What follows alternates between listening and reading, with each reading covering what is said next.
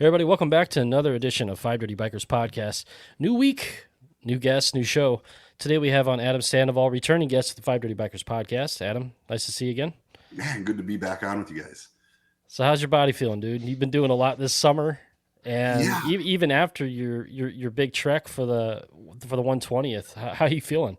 I am ready for winter. I'm a little tired, but I've had probably one of my biggest years in a long time, probably Yeah, since 2017, 16. I had a really big year, and a lot of good came from it. yeah, for sure. So not really fresh off the tracks of the 120th ride to raise money for Wounded Warrior, but we're kind of in the wake of it now. Mm-hmm. How did you feel overall with the outcome? We know your goal was to raise a half a million, right? Mm-hmm. Half You a ended million up bucks. with 600,000. Remarkable 600 by the and 623,000 is yeah. what it ended up being. Yeah. So Wow. how do you feel after doing it? It had to be totally worth it and then some. Oh yeah, 100% worth it. I just I was astonished at how many people showed up. Mhm.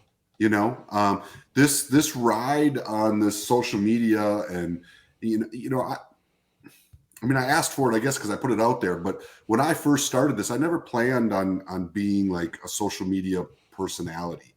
Um, I was just on a mission to ride to every Harley Davidson dealership in 2014, and wanted to raise money for veterans, so knew I had to share it on social media to get the money raised. And I ended up in this position, and it's a wild ride. And people ask me all the time, how you get in this position and how do you do it, or what's the key? And I'm like, bro, I don't know. I fell into it by accident. It was just all natural. Um, and I started to feel before this campaign, truthfully, I started to feel very um, irrelevant. Like, you got a shelf life in this game. And I really felt like I was at the end of my shelf life. Hmm. Um, my accomplishment, my big account, even though I do charity every year and I raise, good money for charity every year without doubt. I just mentally on myself, I guess I was just hard on myself. And I just felt like maybe my shelf life was towards the end. And then the Great American Convoy, and I could not believe the people that showed up.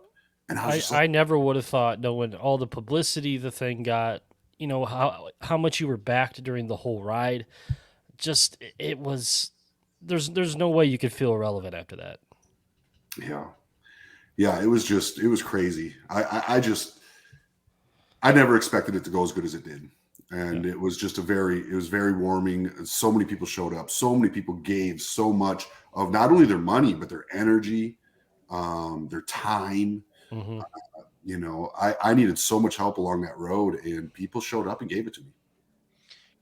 Adam, one of the things that struck me when you said that just now is that I think two things about that. When you were talking about there being a shelf life and relevancy, there's two things I think that you've done a great job on that I think that's really helped you shift that relevancy. Number one is that you've focused outside of writing a little bit more, and your content changed, right? It became a little bit more of a blog style and Absolutely. in the life of style, which I think Mhm. is which keeps people interested because it keeps them inside what I would call inside your circle, right? People have a tendency to feel like they know you a little bit more, right? And I think the other thing that you did, which I think you did in an ingenious way, is I think you crafted yourself as a motorcyclist and not a Harley specific motorcyclist. And I think that you had some growing pains there, and I think that you would probably agree to that, right? But I think that you made this really good shift into, I'm a motorcyclist first, and then the bike that I'm riding it because I choose to ride it at that period of time, whatever tool it might be for the job that you're doing, whether it be your Sportster that you built and ride the route that you rode on that. And I think all of those things, where maybe you felt that you were less relevant, I feel like in some ways you became more relevant. I just think that relevance shifted away from what you felt like you were known for. And so I don't know if that means anything or if it resonates to you, but I from my perspective, just, as even as our podcast has grown and we've understood, kind of what that looks like, and that you can have an impact on the community that you don't even know you have. I think your relevance is more now than it was when you were riding to all those dealerships. I just think it's different. That resonates for sure. And that journey from becoming the Harley Davidson guy with a Chihuahua to where I am today has been a really interesting journey. I could have never predicted it to go the way it went. But it was definitely deliberate effort into crossing multiple brands. I knew that was something I wanted to do. And, my hand was kind of forced in some directions, but then I just embraced it. You know what I mean? And I said, okay, how do we make the most of this?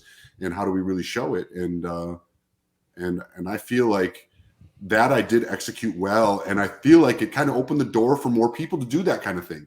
Now I'm seeing a lot of other, and I don't mean to say like I'm the one, I'm just saying, I think once I was able to pull it off successfully, it made other people feel comfortable to be like, hey, you know what? I really like this bike and I really like that bike online, and not feel so scrutinized. Because there was a time where, if you wrote anything besides one brand, you were, you know what I mean? You're kind of cast out.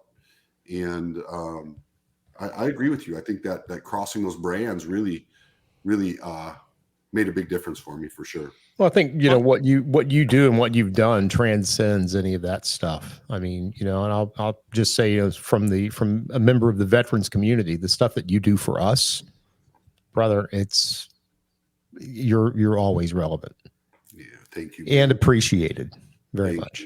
And I think Adam's at the point now where he's got such a strong following. No matter what he does, everybody's gonna follow his lead and dig whatever he's doing. Yeah, I agree, and I think that one of the things that we learned, and we've talked about it on our podcast, is that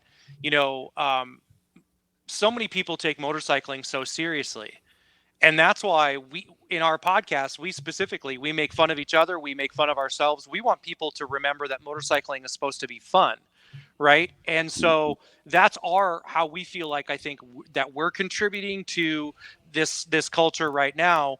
Well, you're also, by moving away from just the riding and having your campground, you're leaving a mark or a legacy in motorcycling that's going to be there, long after you're gone.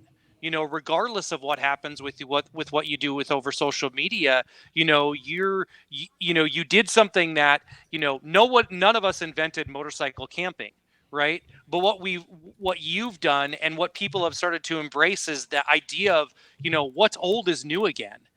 Think of all of the people that were out there riding that now have bought tents and strapped them onto their bikes and decided to, sleep on the ground, only because they see other people doing it. And like I said, none of us invented it, right? I mean, pretty much as soon as people started riding motorcycle, they started camping on the side of the road.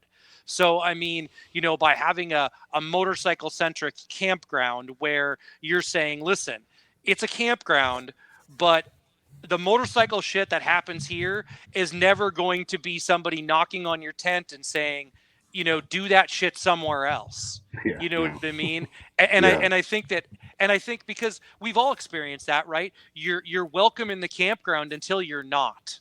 When you're motorcycle camping, and we've gotten that, just like pulling into a campground and you got 35 people staring at you because they feel like it's 10 o'clock at night and your motorcycle woke them up, right?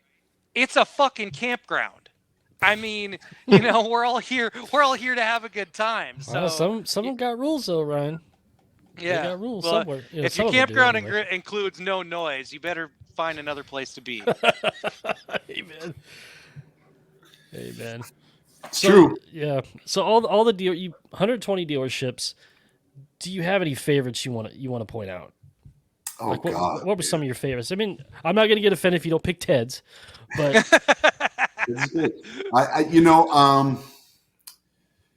there's just so many good ones. I mean, Faro did a great job. Yeah. Pig Trail Harley Davidson in Eureka Springs, they really stood behind me. They were your first. That was a launching pad, wasn't it? Yeah, it's the launching pad. Yeah. It's where I bought the bike. they've been a good ally of mine. Ukes Harley Davidson in Milwaukee, or just south of Milwaukee, which was our last stop. They were amazing. I mean, there was just so many good ones. I hate to leave anybody out. I'd almost have to rattle off 108 dealerships. For sure, yeah. Well, it was cool. It was cool to have you at Ted's, man. And I thought it was really cool that gentleman showed up with that eagle carving. You remember that? Yeah. Mm-hmm. And it's something he said he had for, I think, 20 years, and he said he wanted to give it to the cause, and we raised side money on the. Well, he raised side money on the side for that. Yeah, that was cool. I wish I could have won that. I think it was Me cool. too. I bought tickets. I saw it. Yeah, I remember watching the video, and I watched you hand the guy money. Yeah. But no, it was good. It was good. Everybody at the dealership That's loved okay. it. We loved having you there, and thanks for coming again. It was cool to be selected as one of the dealerships. Yeah. They were a good dealership. That was a good stop. And that's the thing with this, certainly the way that it went last time is, and my first time too, is that, each one of these dealership stops is an individual negotiation, right? So, people don't always understand what goes into something like this, but it's not like I signed a deal with Harley and Harley set up all these dealerships and said, this is where you're going, dealerships, this is what's going to happen. No, I have to, we have to reach out to each dealership individually. We have to deal with whoever's in charge of their marketing. And sometimes it's someone really good, and sometimes it's not. Sometimes it's, hey, the Motor Clothes girls, guess what? You're in charge of marketing this month. You know what I mean? She's got no experience. Right. You know what I mean? Right. So the caliber of dealerships and their involvement with not only the riding community, but professionalism and follow through and, all that stuff is such a varying scale. And so we did 120 fundraisers with 120 different Harley Davidson dealerships in 84 days.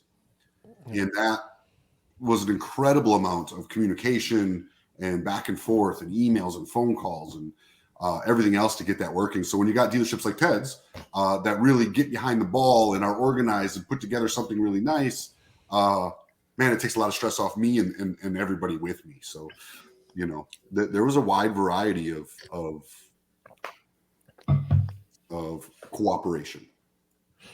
Yeah, it was cool that Ashley and your son were out. Yeah. So I could meet them too. That's a good kid. Your wife's awesome, dude. Yeah. Yeah. Congrats on getting married too. I know I'm a little late to say so. Well, But thank you, man. yeah, for sure. For sure. It was an honor.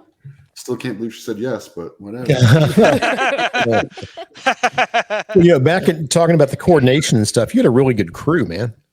I mean, I saw you at both the stops here in DC and down at Quantico, and you had a really good team behind you. Yeah, I really did.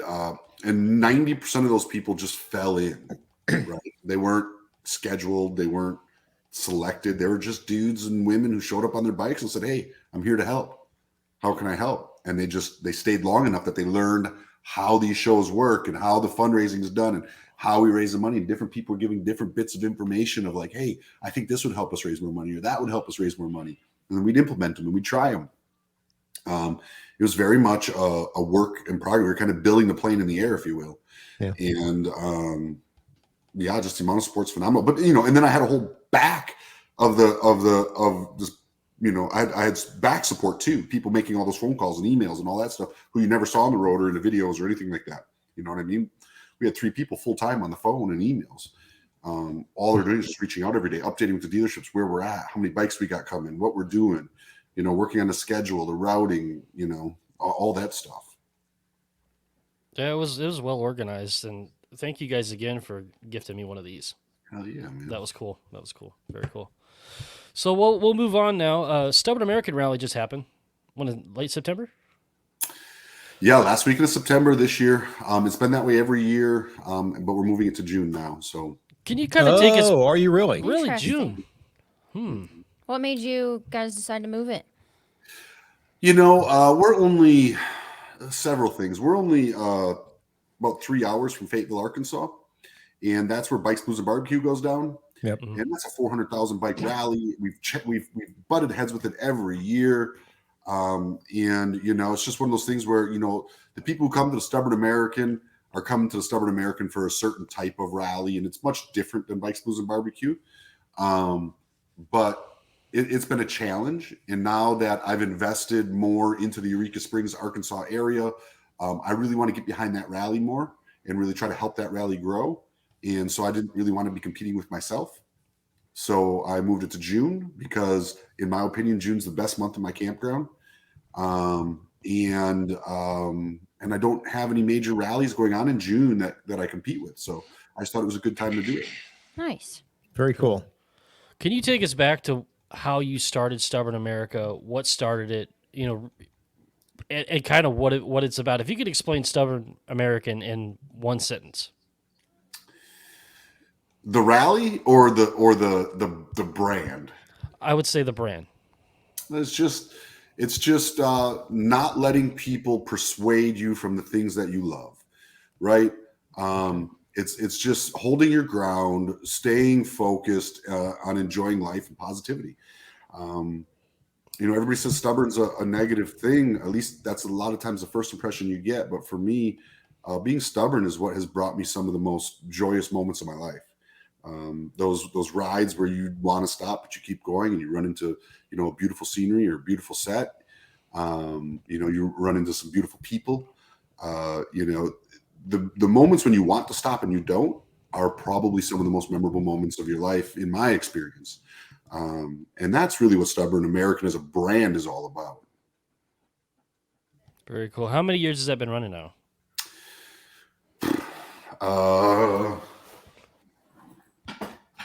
Since 2019. What do you have a special bottle back there you have a shot of at the end of every rally or something? No. It's So he's got good stuff back there. That's a good idea. There is some good stuff back there. Blanton's, everybody should know. Mm-hmm. Yeah. So for those of you who cannot see this that are listening to the podcast, Adam's just got a full bar behind him. Yes. So the first year I held a Stubborn American, it was the year after we broke the Guinness Book World Record for the largest parade of Harley Davidsons. Okay. So it's right around the same timeline, in that October timeline. And, I tried 4 times to break that Guinness Book World Record and bring enough people together to break it. And it was the 4th time that I broke it. So I had to truly stay stubborn to bring that world record home to America. It was in Greece before that. So that's when the Stubborn American kind of came up. It was kind of like a reunion, but I didn't want it to be a reunion because I didn't want people to feel like if they didn't participate in the ride, they couldn't participate in the rally. So I just branded it with the Stubborn American, which, I've got merchandise on my website and everything else. Patches, hats, all kinds of stuff. Stubborn American is just a mindset and a brand. And I just labeled that rally as that brand's event of the year. Very cool. Very cool. So let's go on to motorcycle destinations. This is something new. I actually, for the first time, I think Bike and Bird that I saw promoted it, but it's a bunch of creators that come together to create this website to make people aware of all these great motorcycle destinations that they may not know just by riding in their own backyard. Correct. That's exactly what it's about. I've learned in my travels. A lot of times I end up on the side of the road or in a gas station on my cell phone trying to find where do the riders hang out in this area. And there's no real concise place to do that. So I created Motorcycle Destinations. It's a website that basically it's user generated. If you've got your favorite hotspots in your town, you can put them into this website with pictures and descriptions and everything you want. And it integrates with Google Maps. And that way, if you're anywhere on a road trip, you can type in your state or show your area or what you're looking for, whether it be a bar or a good road or a restaurant or, maybe a motorcycle campground like my K River or Green Tree Lodge. Those things will pop up on there and you can find them and get directions directly to them. And then we've got a YouTube channel. So we review these places and we put out a video every single day. In 3 minutes or less, reviewing a different place you should visit on your motorcycle. So I brought together a collaboration of 7 different social media people and got them to partner with me on this. And we all put out a video a week, and it works out great. Okay, so is it just those 7 that can contribute videos, or are you allowing the people that can contribute on the site in other ways to also submit videos for these places? No, so we do the videos just through the 7 creators. Those are our 7 hosts. Okay. The TV show. And then the general public can add destinations to the website, and then maybe one of the hosts goes and covers it. Oh, cool. So I know. Let's see. Doodle's a part of that, right? Yeah. She She's rides great. moto. Yeah, she rides moto. Yeah. I know Bike and Bird. Hmm. The others you're gonna have to remind me because it's a little foggy. Sure. Moto Shorty, she's out of the Northeast up there by DC. Full Throttle Hog, Okay. he's on there with us. And what do we cover? Me, Full Throttle Hog, Justin Bikenberg, Moto Shorty, She Rides, Doodle, and who am I forgetting? I'm forgetting someone. No, I feel bad. I'm sorry. Whoever you are, whoever I'm forgetting right now, I'm sorry. Oh, Amber Stories. It's a husband-wife team, and they ride adventure motorcycles. They're great. Their content's phenomenal. So you got lots of different perspectives on there. That's cool. Yeah. Mm-hmm. Yeah, I really wanted different riding styles, different bikes, different nationalities, different sexes. I mean, it's a really a diverse group of people who are all just covering what they find most interesting. Nice. So not just a bunch of old white dudes telling you where you should ride your motorcycle. No, no, it's not. Yeah, because that's not a very common. diverse crowd. Yeah. Yeah, exactly. Because that's not common at all.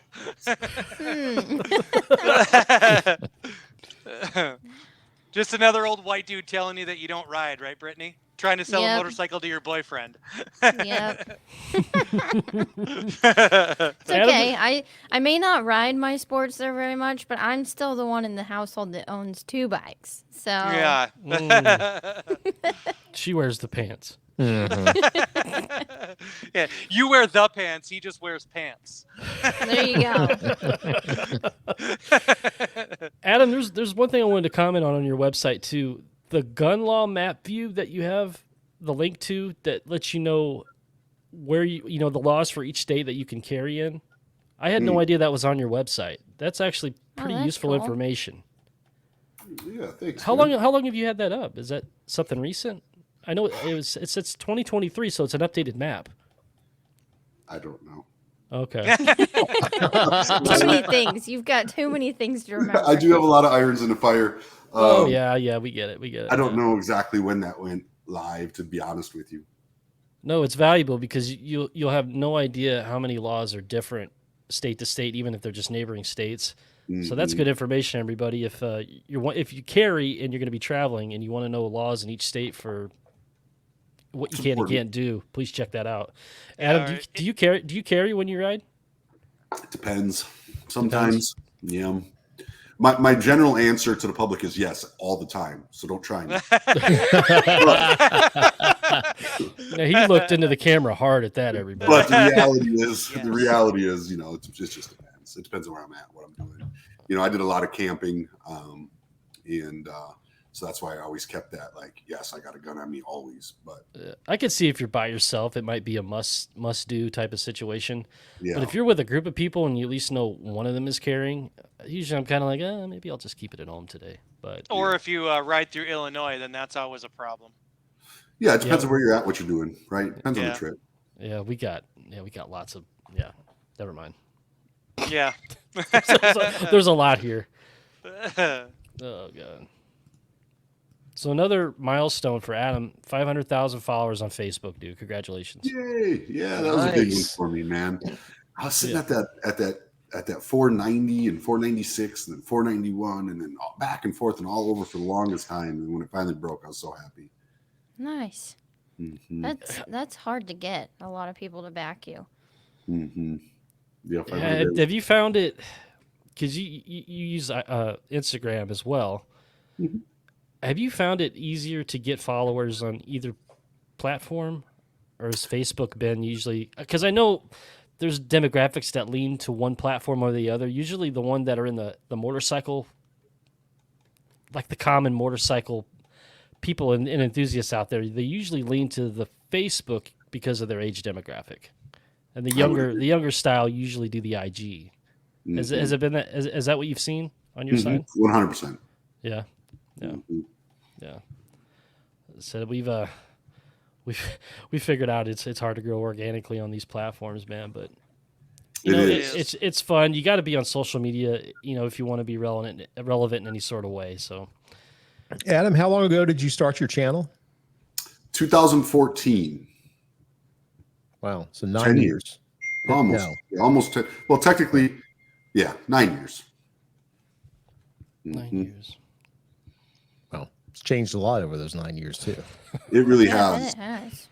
It really has. And like I said, when I started it, I was not trying to be a social media person. I was just trying to ride my motorcycle and raise money for veterans. I had no idea there was even a career in this. I learned that there's a career in this, a year and a half into it. Adam, You do you still do old school and do films? Do any filming with your camera phone and do stuff that way, All the or time. is every all the time? See, it's super interesting to me because I always tell people like we don't need to overcomplicate it, right? I think sometimes if you just break out your phone and you just put it out there, it becomes so much more authentic and real than an entirely lit up studio. It can be, there can be too much production. You can overproduce something and it loses its authenticity, especially in the motorcycle community, because I think we sniff out bullshit pretty quickly. You are so on point right with that statement. It's ridiculous. And I've had this conversation with so many people in the space.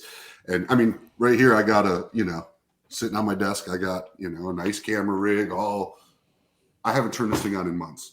You know what I mean? I run my phone, I run a GoPro, because to me, the reality and the rawness of it is half the allure. And I think that's something a lot of brands have a hard time balancing because they establish themselves to be this huge brand and they really want everything to be polished like Hollywood because it fits with their brand and they're this multi-million dollar company. But at the end of the day, the people they're trying to reach don't have the same investment in that quality. I definitely think there's space for quality out there, and there's definitely a niche group of people who really enjoy that high level quality. But I think you're right for motorcyclists as a whole, and I think social media as a whole, people just they're not there to be sold a Hollywood story. They're there to see real life, right? Like Hollywood gave us reality TV, and we consumed it like crazy. It was like, oh my God, reality TV. And then we started to realize, well, wait a minute. When that guy knocked on the door, there was a camera already inside the house. So how is this real? How is this reality, right? And then I think it kind of fell off a little bit because people started to figure out, okay, Dog the Bounty Hunter isn't really chasing this guy because how's the camera on the other side of that truck? So, Right. you know what I mean? Then here comes social media. And social media was what we were sold as reality TV. All of a sudden it is real. It is this guy with this phone or with just this one camera filming what the hell's going on, and it's shaky and it's real. And people, let me silence that. And people just started consuming it. I think that's part of the allure of social media. So sometimes when you over polish things, they actually perform less good. I mean, it's reality. And I've talked about this with all kinds of guys, and women, and they've all tried it. And I've yet to have anybody come to me and be like, no, my polished stuff performs better. Well, I think the problem is people confuse production with quality, right? I mean, what you did, like I watched you when you were here. Yeah. You know, when the time came, you grabbed your GoPro and you're going around and you're making quality content. It wasn't overproduced, right? It doesn't have to have that spit and polish. It's like, in business we talk about how perfection is the enemy of achievement. That if you're always trying to, got to have the latest, got to have the greatest, I have to be way up here on production, that becomes the focus rather than the content, right? And then the quality of the content itself starts to suffer. Yeah, 100%. I agree. And it's a double-edged sword because you start to want to see your stuff get so nice. You know what I mean? I went through a phase there where, everything I shot was with multi-cameramen and audio engineers. Right. And, you know what I mean? And I abandoned it because it didn't do anything for me or my audience. Well, So a lot of times we're our own worst enemy, right? Because Yeah. we really want to do the best that we possibly can, Mhm. So yeah, No, I was we all was kinda go totally through that. guilty of that when I was doing YouTube. I thought everything had to be shot on an EOS R and well polished to get any notice, and I was wrong. Yeah. No, but your stuff was top notch, dude. I mean, Yeah. but again, high, but you had quality in both content and production. You're Mhm. making And me there's want to a pick the niche- goddamn GoPro up again, Dave. Stop it.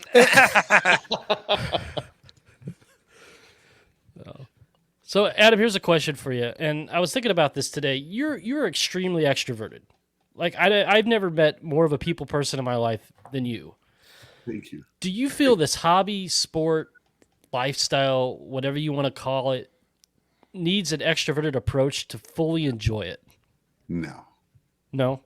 You see, I'm a big fan of the motorcycling is for everybody type of thing, Mhm. and I know that's probably going to be your answer. But let me hear what your answer is. Yeah, I mean the same thing. I mean it's I mean that's the beautiful thing about motorcycles. You can get out of it whatever you want, right? Right. You can go on beautiful rides down roads that you won't see another person, and you can enjoy nature and wildlife and streams and rivers and maybe just the company of the person you're with. Or you can be in the middle of Sturgis Motorcycle Rally on the Buffalo Chip, auditorium. I mean, the scope is so wide in the motorcycling, and that's what I love about it is I bounce between the two. I enjoy my time alone with nature. I love nature. I'm a huge nature fan. Yeah. I love national parks. I love getting down trails in national parks. I love just sitting along a stream and cooking myself up a cup of coffee and just but I also love to be in the middle of a party. I love to see the extreme stuff. Well, I was going to ask when Dustin said that because I don't see you as an extrovert. I think you're an extroverted introvert. Whew, what does that mean? Yeah, I'm curious too. Exactly, kind of like what you said. Because I'm a lot the same way. I like my alone time. I need to recharge. I like to just enjoy the moment without all the stuff. But most of the people that know me, that I interact with on a daily basis, will go, "Oh, that's the most extroverted fucker I've ever known." But I think I'm a pretty big extrovert. I like people. I mean, that's why I have campgrounds, because I like to meet people and I like to hear their stories, and I like to hear where they came from and what challenges they had, and how long they've been married, or whatever. I love hearing that stuff. So I really enjoy the conversation, but occasionally I like to be left alone. Yeah, I think that could be everybody. Everybody likes their own me time. Yeah, I'm the same way. Like if you gave me the choice, like right now, to go hang out with a group of people and have a good time, or just be with myself and my own thoughts, I'm going to choose to go hang out with people. But you like to play with yourself See, a you're lot. more- You don't. It's not like all the time, right? Where are you going with this? I'm just saying you like your alone time. You right? Right. It was always explained to me that extroverts think of it as you derive energy from others, and introverts, you tend to derive energy more kind of doing things on your own. But you can obviously cross over, right? You can be kind of a little bit of both.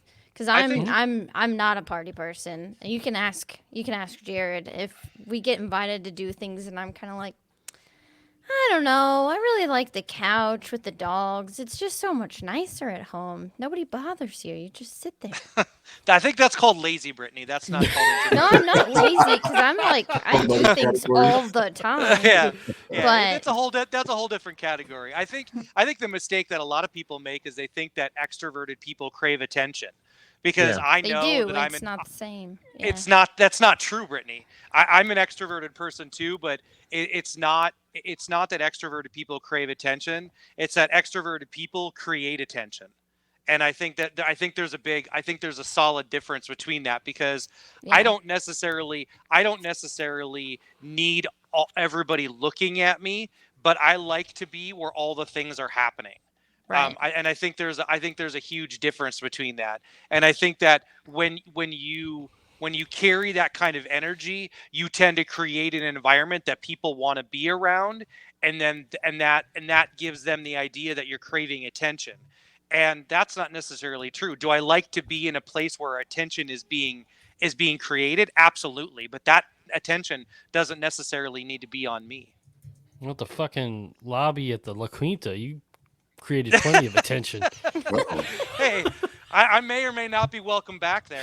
That's questionable. You weren't swimming in the lobby fountain, were you?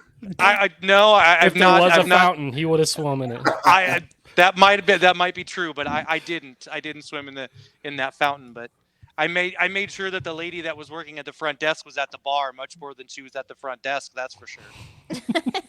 Let them know you're there. That's right. I mean, if they can't hear my voice, they're in the wrong fucking hotel. So we got some Discord questions for Adam. I do. know in the hopper. We have quite a few, actually. Let's see. You good on time, Adam? Are you okay? I'm great on time. I'm hoping that there's some real good, gritty questions in here. Okay. Yeah, he always I says didn't that. Like pre-read he all wants of us them, to he wants us to dig deep. Let's see, Brits, bring in the hard. Because everybody's always so, I mean, and thankful. I mean, everybody's always so nice to me, and they're always like, hey, but I'm like, you know what? Give me some hard shit, man. Well, I He's didn't. he's not afraid of hard stuff. He rode 62 days in the rain. Yeah. Yeah. Everybody, before we start with Discord, we did get a text from Tony. He will not be making it tonight. He woke up from the dentist with his pants undone, so he's dealing with that. But Brittany, go ahead. Not ready to Okay. leave yet, huh? Not sure how you follow that one, but He didn't. This, Yeah, he this is didn't going wake to up take a from the little longer dentist. than we anticipated. Yeah, he Yeah. didn't wake up to the dentist leaving. He wake up from the dentist staying. all right. The first question is from Ten Lug Slug. Says he wants to know if the bike that your kid was rolling around on TikTok was a kit or a custom built. Okay, so great question. And I just love to answer this question. Okay, this is something I'm pretty passionate about right now. First of all, it's not my kid. I recently got a dream car and I went to have it worked on. And this is the guy who I was hiring to work on my car's kid. That is not a kit. That kid literally built the frame out of gas pipe from Home Depot. And I have got the pictures of this kid doing it. I've got the video of this kid doing it. And it's just so awesome because that video went, I don't know if you guys are familiar with the video, but it got like 3 million views in like 2 days. And Damn. yeah, it went really big. And I just filmed it while the guy was working on my car. But again, with just my cell phone, I was just like, hey, I'm like, this bike's cool. So the thing that got me the most, the reason I'm passionate about this is because I was like so happy to share this kid with the bike he built with his dad. But his dad just like coached him. The kid built it. I mean, kid's welding. I got video of him welding it, everything. And then you get these people online who are like, that kid didn't build shit. That's a kit. Somebody bought that. And I got all these dudes. So then I just started replying to them like, are you sure about that? And then I drop in a couple of videos of this kid building it. And then they unfollow me. But you know what you say to that fuck them. That's what I say to that. Yeah. Sure. People are For sure. just dicks. There's always got to be somebody out there Yeah. that ruins it. Yeah. No, that kid built that bike out of gas pipe from Home Depot. And that's a fact. Wow. Yeah. 10 years That's old. cool. That's awesome. Yeah. Well, I'm glad that he asked, and we can clear that up. Yeah. I'm going to do a video on it. I'm going to screenshot all these nice guys who said all this stuff about this 10-year-old boy. I These love nice- those these videos. nice You guys. should definitely do Throw that. him up Throw on them out Twitter, there, you know? man. That Yeah. is my favorite Show thing the on kid flipping social up his media. welding helmet, Yes. Yeah. You see it Yeah, everywhere. Well, Yeah. and I think, and I know it's nothing unique, in social media, but I think it's really, really interesting that even in social media, even in the motorcycling community, and I know that you're not a small guy, and I'm not either, and I know that there's people that have said shit to either on our podcast or on, on when I was doing YouTube videos that would never walk up to me and say that to my face. Oh, yeah. And I'm just, and I'm not threatening anybody. Like, I'm not a fighter, right? I am. But I just, Come on. Say something about this kid. yeah. Well, and in that case, yeah, maybe I would be right. But I think that I always find it really interesting that it's like you've opened up this platform just to be a complete asshole. You know what I mean? Like you try to shine a light, put something out there that's really amazing, and then somebody's got to be a dick, be like, oh, well, he didn't build that bike, dude. Does it matter whether he built it or not? I mean, in some cases it does, but if he didn't build it, it doesn't mean that you need to be a dick about it, right? It's a 10-year-old boy. I mean, don't be a dick. Yeah. Jeez, yeah. Yep. And here we want to keep this hobby going for future generations. People got to shout out shit like that. Right. Yeah. It's part of the deal, though, man. That's part of the internet, right? Yeah. I just always laugh. I'm like, thanks for the engagement. Right. Exactly. You know? Yeah. I learned that. I learned that from another big YouTuber in the back in the day. Back in the day, he always used to say, "Thanks for the view." You know what I mean? Yeah. Like, Yeah. Yeah. You just improved my algorithm. Thanks a lot. I appreciate it. Yeah. Your Yep. negative comment and your view helped me a lot. Yeah. At the end of the day. All right, the next one is from Indy Steve. He says, I know it's hard to pick just one, but what would be the best or some of the best moments from the Great American Convoy? And also, what was the worst part, if any, like weather breakdowns, etc.? Oh, man, the best part, it just had to be the people, man. And that was just the most unexpected part. And I don't know why I think, again, like I said earlier, I really felt used up. I felt, and I think like this, if motorcycling is a sport, I don't know, I think you see this a lot in other professional sports where they're in the spotlight a lot, and then all of a sudden they're done. That's a very hard mental and emotional thing to go through. And I really felt like I was at the edge of my career there, and I was really struggling with it myself. Losing my dog, he was such a huge part of my identity. And losing him was just brutal for me. And then, coming off the road full time, I lived on the road full time 5 years. I had no home 5 years. Coming off the road and opening up a campground completely changed my channel. And I felt like I was on kind of a downward, like soft landing, but an exit.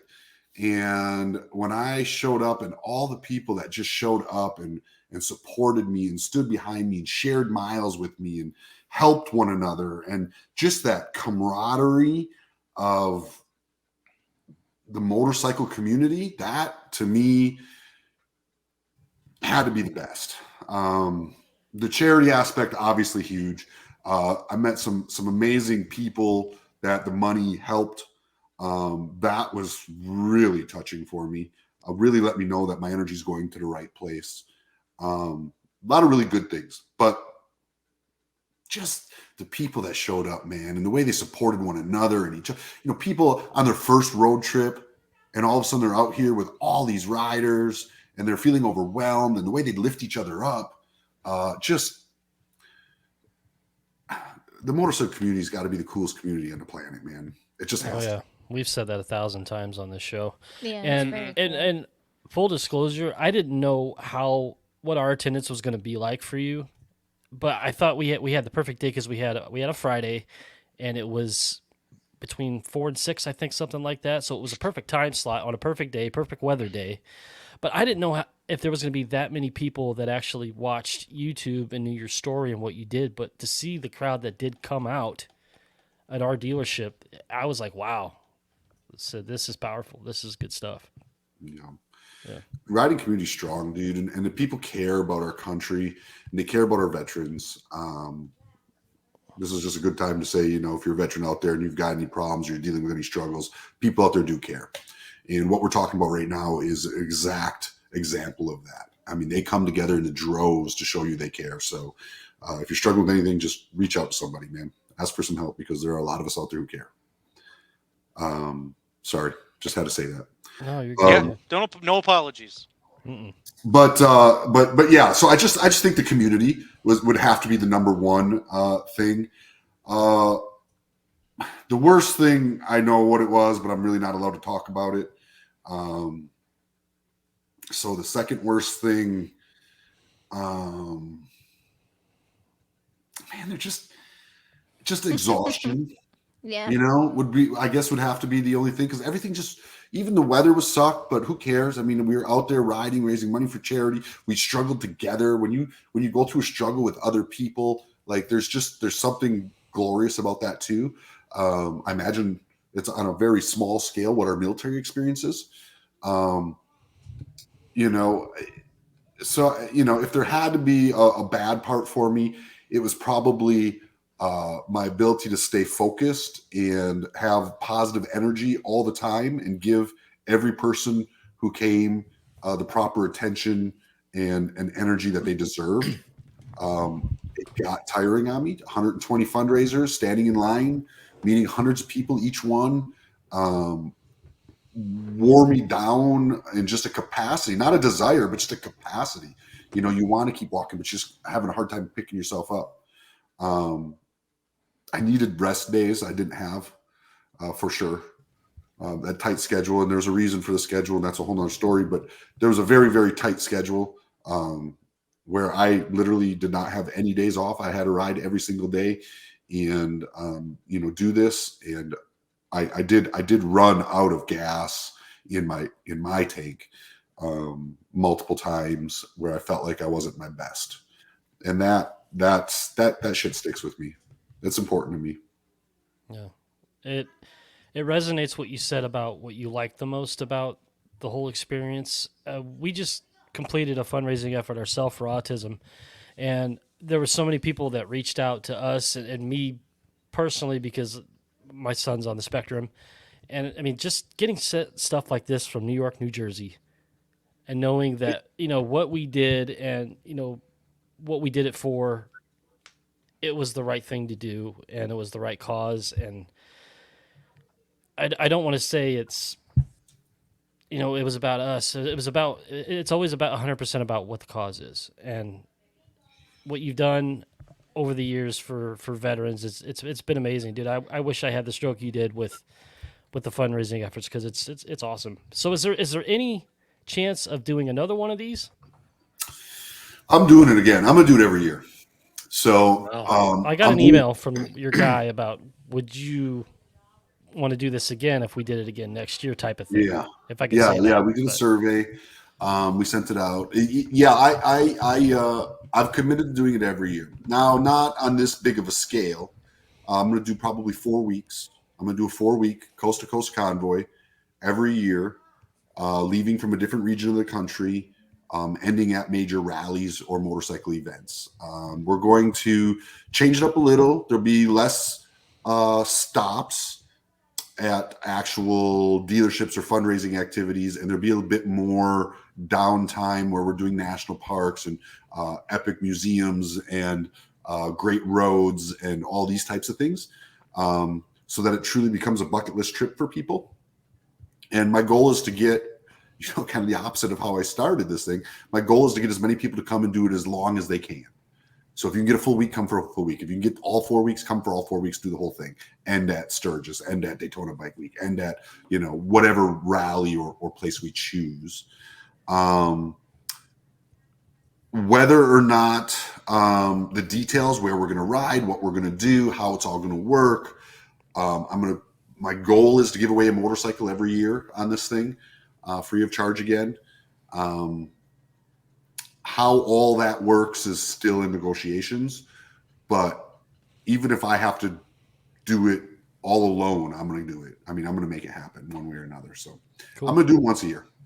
There will be an annual convoy across America that everybody can join. Wow. That's awesome. That'll be amazing. Let's see. John Doe asked if he says he really misses Scooter and feels for you, and wanted to know if you've considered getting another companion. Yeah. It almost happened. I you know,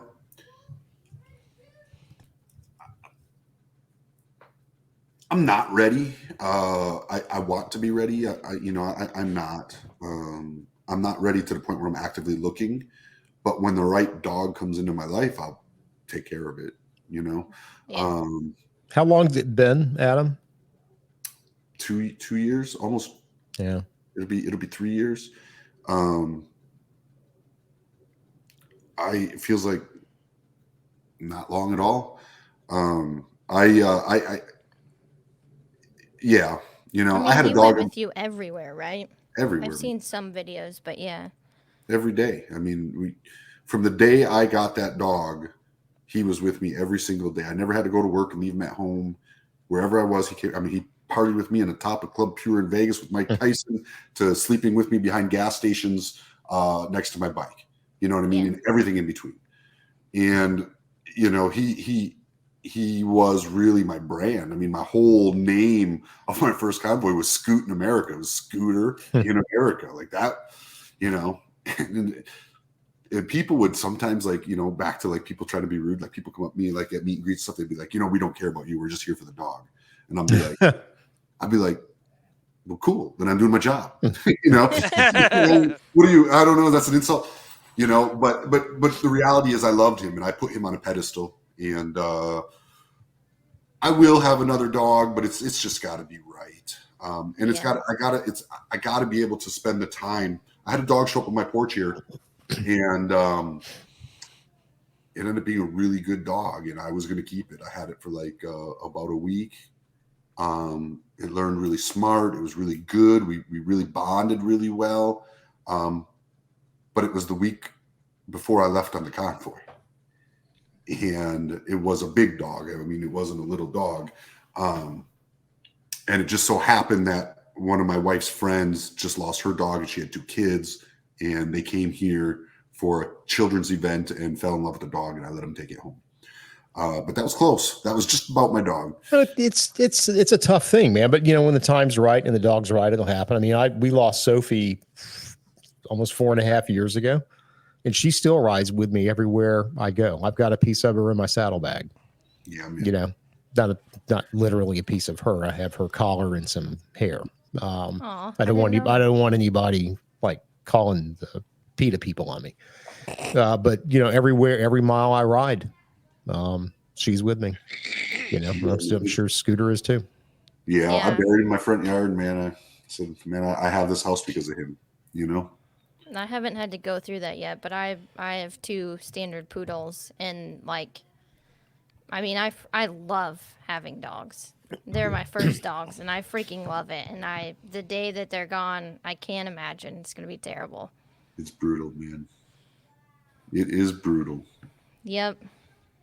Okay, next question for this. Yep. Sorry. Yeah, let's get out of here before we all start crying and tearing up, man. Getting too far in the fields. The next one is from Humi Matt. Says, what's your must-haves for comfort when you go on long trips? It has changed over the years. It used to be pretty minimal stuff, a blanket and a tarp. You know, Getting old, bro. Yeah. now it's like, you know, Best Western key card and There you go.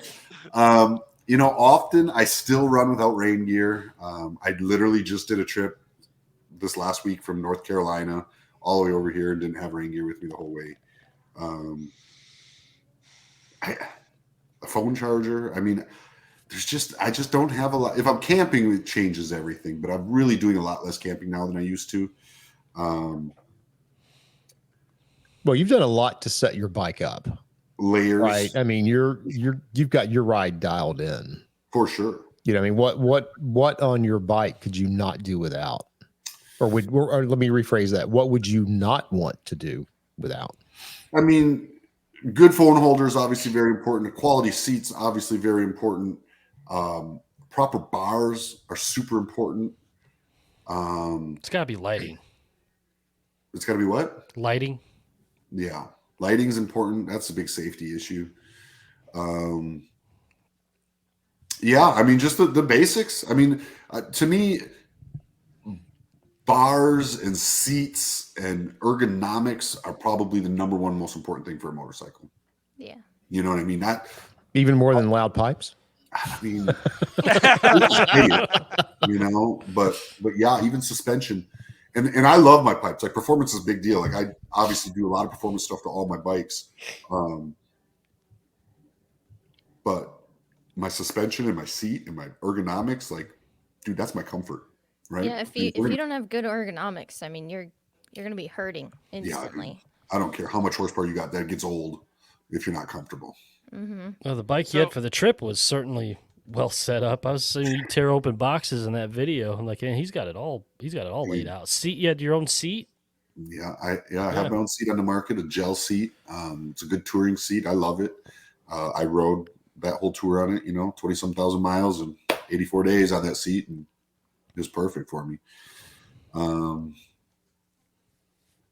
Yeah, I would say, on the bike, that's it. Seat, suspension, good Legend suspension, good quality seat. Whether you choose mine or a different one, a good quality touring seat, and a good bar setup that's properly adjusted for you. Super important. So Adam, I'm gonna do a little bit of a throwback for you. I remember a video from 3-4 years ago when you talked about how getting a fresh helmet was such a great experience for you. You just loved a new helmet. Yeah. But what I want to know is, because I've gotten it's taken me a while to figure out like where I land in the whole helmet situation. I always wear a helmet, so that's not it. But just trying to find the right fit helmet and everything. But what I really want to know is, how many pairs of boots have you gone through from like 14 to now? That's a good question. 3? Maybe. Okay. Maybe 3. That's impressive. Because you have like a very specific boot that you wear all the time, yes. Right? Yep. And so it must be. I mean, it must be. Have you had to get them resold? Do you do that kind of thing, or you're like, okay, these boots have been killed, it's time for a new pair? Yeah, I've resold them. I still have a pair of boots that I got. So I was in an accident years ago, I think in 2016. The lady hit me head on, and I had to have my boots cut off of me. My wife got those and had them stitched back together for me. So I still have those. All my boots have been resold and reworked, and just trying to keep them alive. But yeah, I would just square toe cowboy boots, either Justin's or Ariats, and rubber sole. And I think probably 3 pair of boots since 2014. And I don't know, in the last probably 400,000 miles. That's impressive. That's really Tell you what, impressive. Don't ever swab those things and try to grow it on a petri dish, because you are not going to know what that is.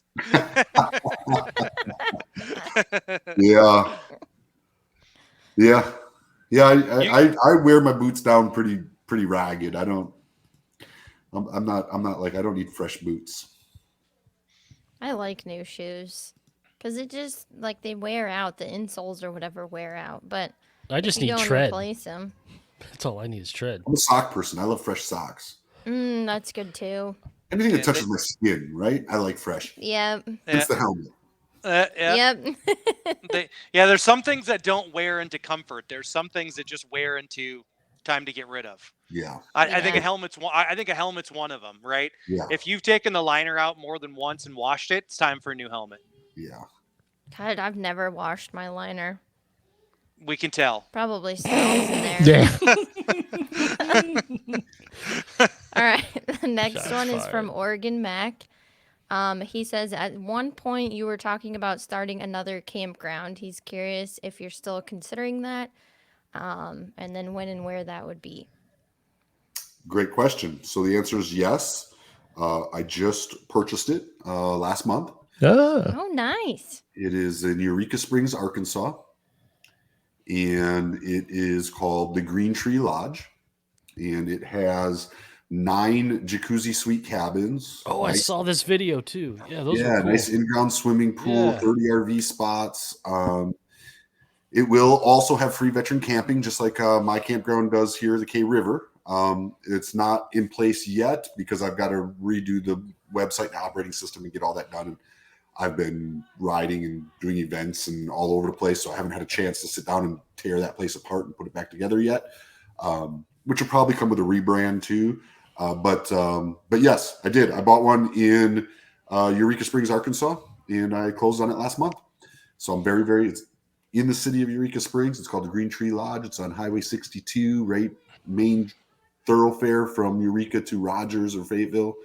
And I'm really excited about it. And I'm looking at a third one right now. So I got my eye on a place that I'm negotiating right now in Denver, or not Denver, in Durango, Colorado. So That's starting a franchise. Jeez. Yeah, my goal is to have 5. Right, that's my retirement. If I have 5, I retire. So I'm on 2.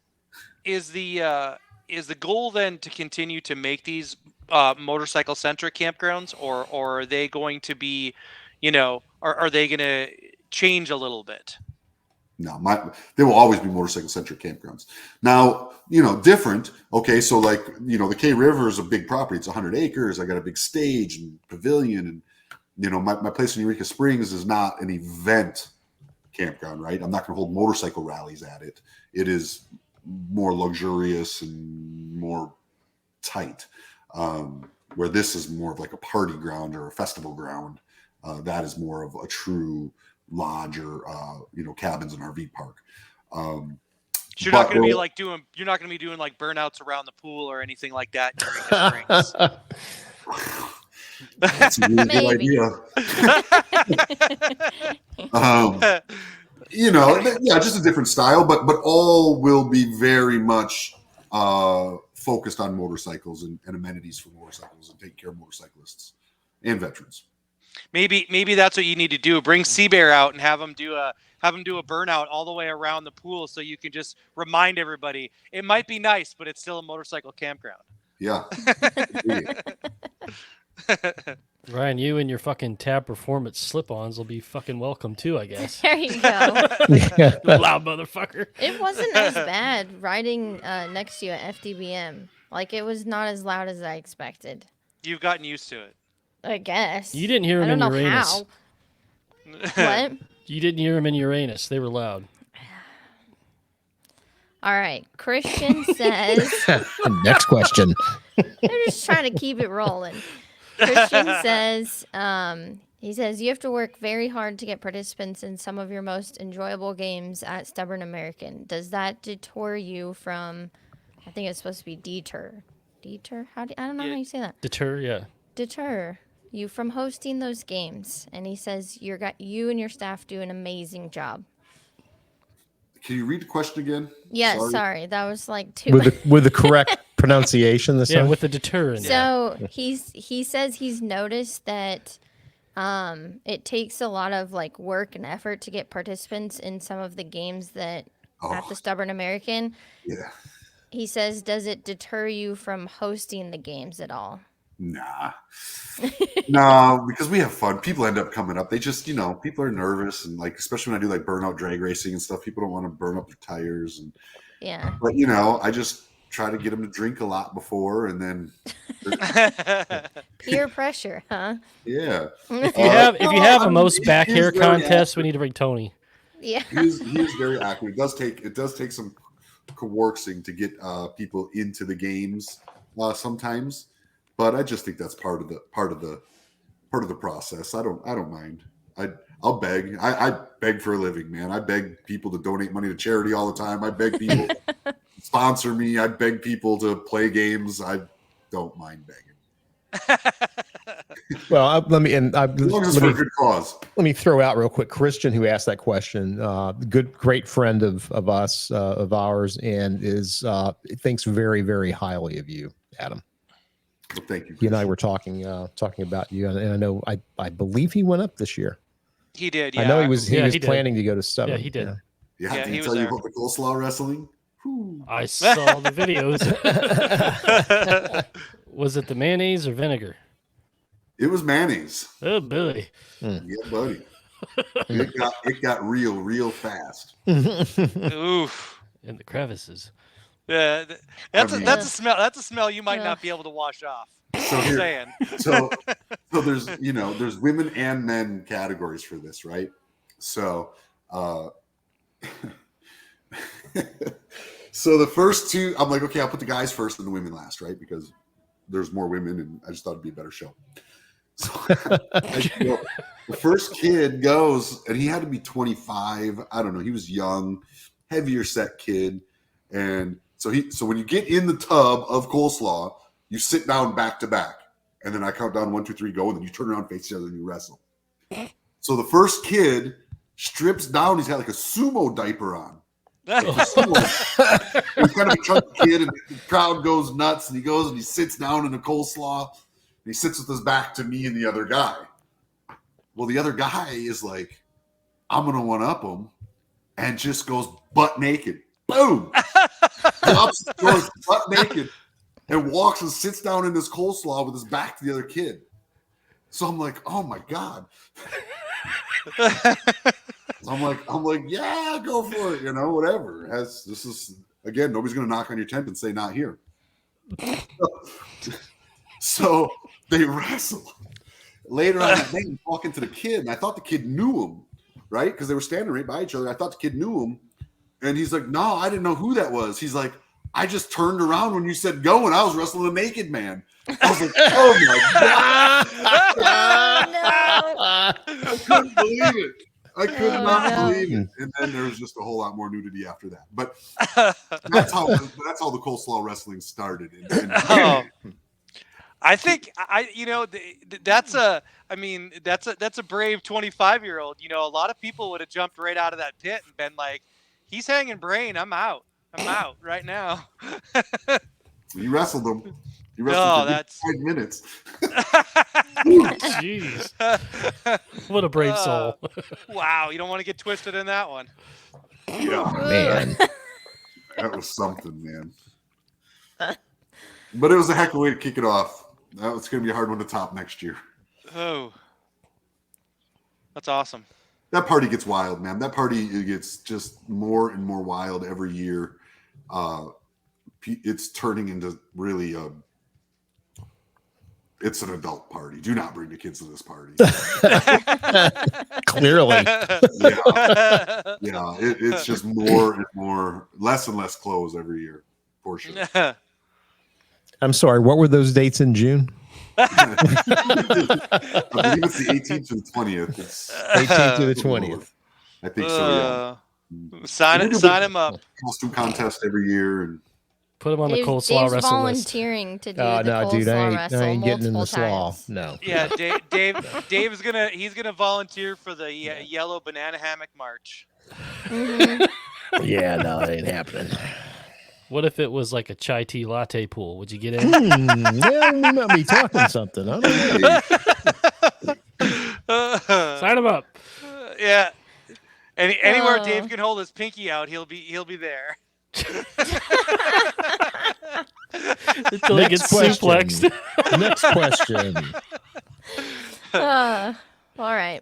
Whomie Matt says, where are the must-ride states or locations you have been to? it's a great question. Such good riding in America, man. I will say one of my favorite rides is Baja, Mexico, and that ride I've done 3 times now, and it is more and more impressive every time. Love riding the Baja, Mexico. Never realized there were so many mountains in the Baja, Mexico. Phenomenal riding. If we're talking the states, I think when I choose a state to say it's a must-ride state, there's 2 things I really think about, and that's 1, the roads, and 2, the culture. So how many bikes are there out? How populated are the bike places I'm going to stop going to be, the cool restaurants and bars and roadside attractions? Like, am I going to run into other riders? Am I going to be able to share stories, meet cool people? That's a big piece of it for me. So when looking at that, I want to say, I'm not going to say number 1. I'm just going to say my top ones are probably Arizona, Colorado, East Tennessee, West Carolinas, Utah? Arkansas. I mean, Arkansas is phenomenal, man. I love the riding in the Ozark Mountains. Arkansas up to like that Missouri, southern Missouri, that northern Arkansas, southern Missouri. Love it. Love it. Obviously, Highway 1 down California is phenomenal. And, Highway 12 in Utah is certainly a top ride. Yeah, a lot of people talk about Utah. That's a must for me too. Yeah, the culture's not as strong there. It's a bit more sparse. You're not going to run into. I mean, I'm sure you can find places where you do, but as a whole, I have not ran into a ton of riders out like I do, like when I go to Arizona.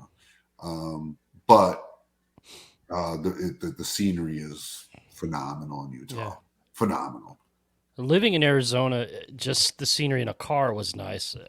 I can't wait to do it on a bike and just go like down to Guadalupe and get me a tongue burrito. That'd be good. Yeah, for sure. Yeah, it's definitely happened within the next couple of years because me and a buddy who been best friends since 6th grade, we went to college out there together, and we just keep talking about going back out there on bikes on the way to the coast because we still got friends out there and stuff. So it's got to be a bucket list ride. Yeah, Arizona's so diverse. People don't realize it. They just think desert. No, Flagstaff is totally different. Yeah, you got mountains and you got desert. You got snow-capped mountains in Flagstaff. Snow-capped, well, yeah, man, Flagstaff. That whole, Arizona's just got everything, man.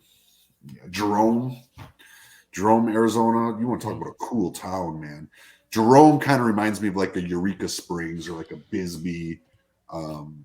Just a real cool, quirky, eccentric, really great restaurants and bars and just art and just a lot to look at and take in. Those would be my states. Adam, is there a dealership that you would never go back to? Oh man! Oh, dude, I like that. That's. Hey, he said he wanted a hard hitting question. Come on, that is a hard hitting question. Give us the state. No, you don't have to. You don't have to like out a dealership. I'm not asking you to do that. I'm just saying, is there a dealership that you never go back to? I want to out at this dealership, but okay. Well, I mean, if you got, but I'm not going to do it. If you got to, no, I'm not going to. But I will say, first of all, never is a strong word. Okay. I believe in mending fences. Okay.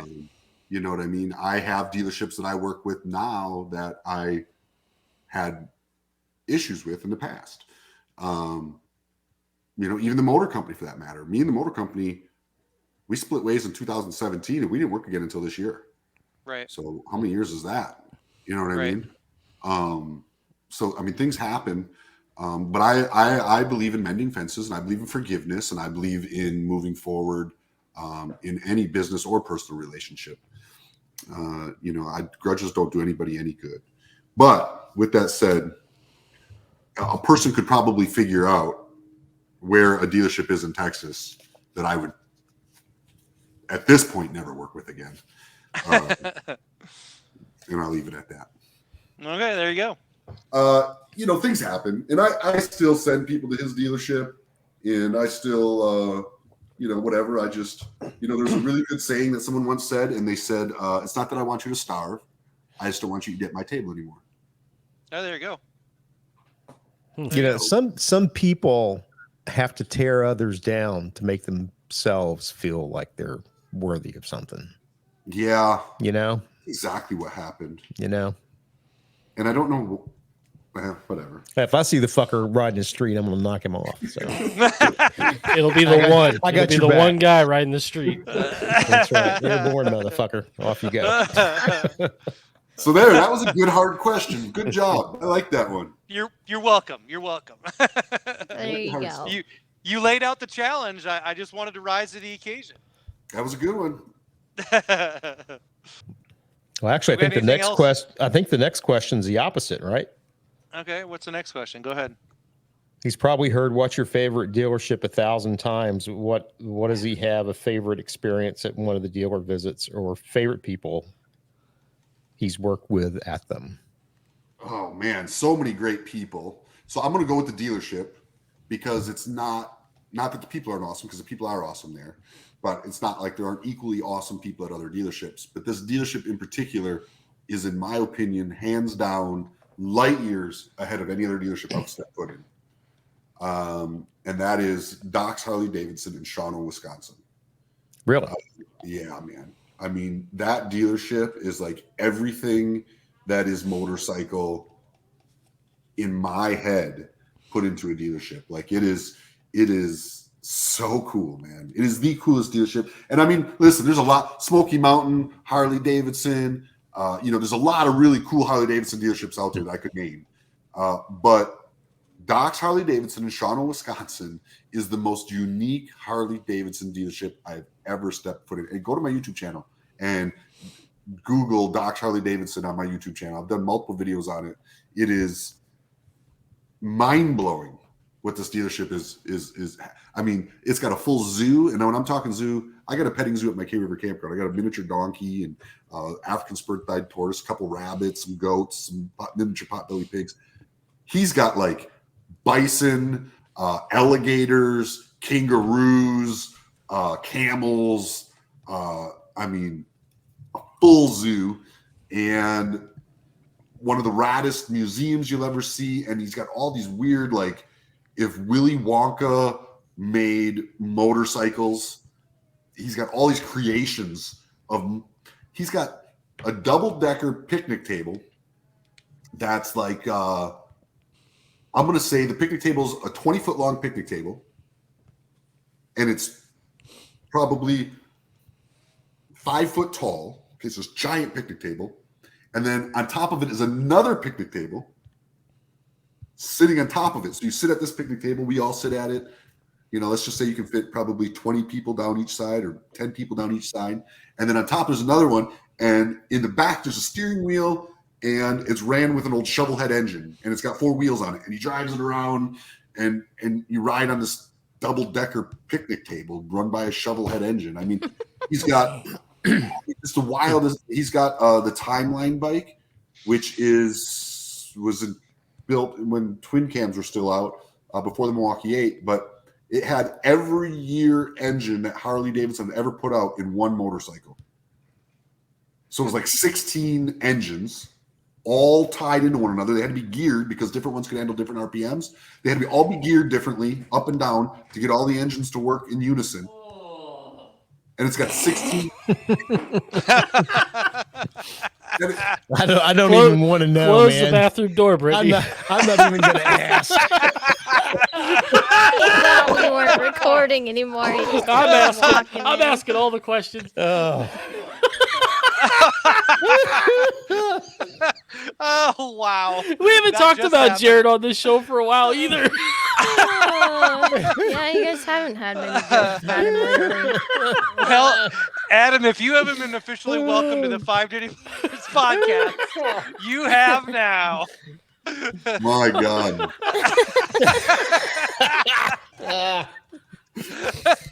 It's Tony when you need him. I tell you, Oh. that boy ain't right.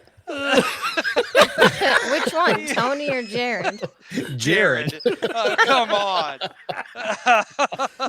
Oh boy. Oh, close a door for crying out loud. Oh, no. Man. Too much. Well, I was just looking Doc's up. It looks like it's not too far from Milwaukee. All right, Dave, let's put it on our travel list for this summer. That's what I'm looking at. I'm thinking should I swing by there on my way out? Dude, he's got a great In steakhouse. July. He's got a great what? Steakhouse. Oh, I thought you said Attached to stinko. There you go. I told him to come upstairs after that long Oh, there's Jared. groan. Hey, you're looking thin. Gotta get in close here. I feel 5 pounds lighter. Do you have too many beers or something? No, you gotta put your head sideways so you can hear this microphone. Oh, I didn't hear the flush. You wait till you watch this back, Jared. Your sound effects made the podcast at just the wrong time, and there's no one here that's not convinced that you just completely gave birth to a watermelon. So I'm glad. It sounds more like perfect timing to me. no, it was literally the worst timing ever. Mm. Ugh. Thank you, Jared. Come on, guys. Let's finish the podcast. Come on, Bob. Check the place out. You'll love it. The steaks are good, the food's good. He's got fans that go out through his whole restaurant that are all made out of like windshields from Harley Davidsons. Oh wow. And those are the fans, and I mean, just you got to check it out, man. Sounds amazing. It's on the list. It's on the list. Yeah, for sure. Yeah, I'll have to go sometime too. I think it's. And only like I said, it's 6 not hours. just the people. Like Doc's a very weird, eccentric dude. Like I said, if Willy Wonka was into motorcycles, that's Doc. But he is. But it's not just the people. There's great people at so many great dealerships, and I wish I could mention them all. But the facility, the best in America, and I say that with confidence. It's only You said 140 Shawano? miles north of Milwaukee, Brian. All right, perfect. Let's do Shawano, it. it was again. Yeah, it's just outside of Green Bay. Oh yeah, my aunt used to live there. I've been up there to see her before when she lived up there. Okay, cool. Middle That's of not nowhere. bad. It's like it's six hours. And I forgot to mention who asked that question. That question was from Belated Binge Podcast. So thank Okay. you, BBP. BBP. Chad Adventure Bob says, "What is your favorite regional food or snacks that we all must try?" Well, okay, so I have to say green chili in New Mexico because every time I go through New Mexico, I have to have green chili. Louisiana boudin. If you haven't had Louisiana boudin, that is something you definitely got to eat when you're in Louisiana. That sounds like something that Jared just did. Yeah. Damn. Probably looks similar, but it's delicious. Yeah, Louisiana boudin, New Mexico green chili. Those are probably my two favorite. All right, there we go. You got to watch that green chili. Yeah, man, get it Christmas, baby, red and white, red and green. Yeah. No, I made that mistake at what was that place? Outside of It was outside of Albuquerque, Salastina's or something. I don't know what it was. Everybody said just don't get the green chili, so of course you had to get the green chili. Love it. Yeah, That's green chili, baby. sounded a lot like Or Jared. like Gallup or something. Were you like in Gallup? It was just a suburb of Albuquerque. Okay. Yeah, closer to Albuquerque. Everybody, This thank you is- for your questions. Make sure you go to 5dirtybikers.com. Click the link on the homepage to go to our Discord. It costs you absolutely nothing. Fucking free. Fucking free. Adam, it was a lot of fun, dude. Thanks for hanging out with us. Yeah, thank you. It was good to have you back. Yes. Great to be back. We got to do it more often. Yeah, we can. Is there anything else you got coming up that you want to put out there? Yeah, I think we talked about it, man. Stubborn American Rally's moving. That's a big rally that everybody should be part of. They do sell out extremely fast. I'm pretty sure I'm already sold out of cabins and RV spots, but we do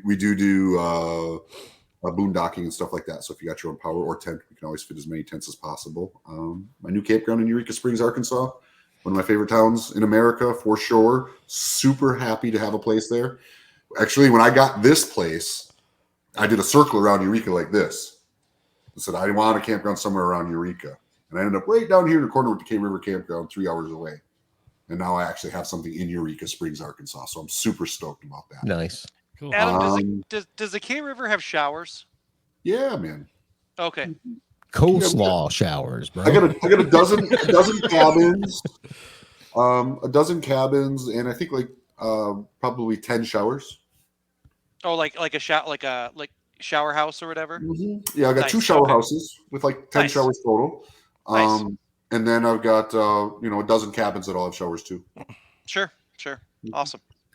Well, we would love to have you come to our meetup, which is the last weekend in July in Whitewood, South Dakota. So if you're free, it'd be great Well- to have you there at the Iron Horse Inn. It's Right a, before Sturgis. yeah. If I'm free, I may be on a convoy. Oh. But it may be coming through there at that time. Oh. So stay tuned. Well, let's Oh. talk. That would be Maybe cool. there's some synergy That would there. be cool. That would be cool. Yeah. I can't release any information on it yet because, like I said, I'm still in some negotiations. But Sounds good. It'll be out. But we can't talk about our meetup either then. So there. All right.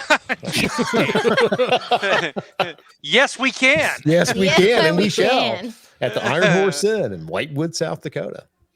Love South Dakota. Cool. Very cool. All right, guys. Well, thank you so much for having me. Thank you for coming on, Adam. We really appreciate it. We always enjoy having you on. And this time you weren't in your Jeep. I mean, last time we did the whole podcast from your Jeep. Yes.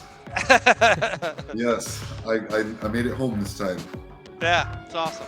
Well, thank you very much for coming on again. We always appreciate it. Thank you for having me. All right, everybody. Till next week. Keep it dirty.